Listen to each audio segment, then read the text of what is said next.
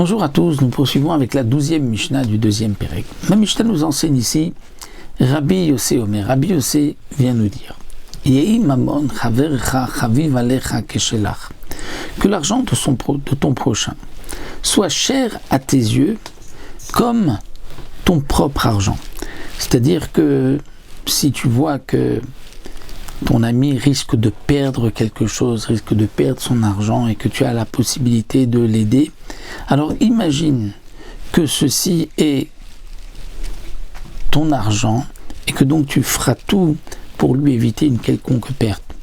Au contraire, tu devras l'aider afin qu'il puisse gagner encore plus d'argent, donc que l'argent de ton prochain soit cher à tes yeux comme le tien, mais cher à tes yeux, pas pour toi, mais pour lui, et donc essayer de lui apporter le bien et le meilleur.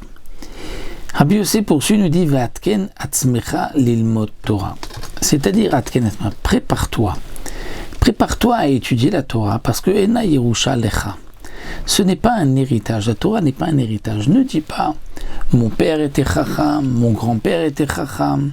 Donc comme nous le savons, la fameuse Gemara dans Baba Metzia, que la Torah revient, l'Arsania chez son auberge, lorsqu'il y a 3 générations donc de chachamim, la Torah ne quitte pas cette famille, bien sûr à condition que on continue d'étudier, mais si celui qui n'étudie pas, il peut dire la Torah revient, si lui n'étudie pas, la Torah ne reviendra pas chez lui.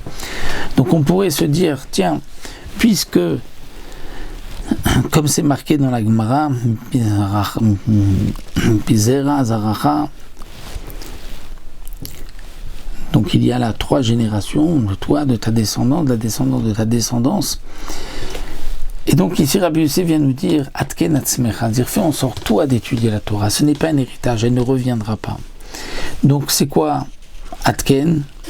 Alors certains disent renforce-toi dans des bonnes midotes, afin que tu puisses acquérir la Torah, puisque la Torah ne peut pas être acquise celui qui a de mauvaises midotes, qui a une mauvaise conduite.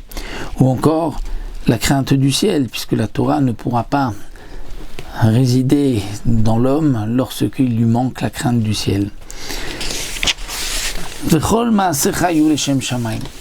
Et là encore, Rabbi Yossé vient nous dire toutes tes actions doivent être les Shem Shamayim.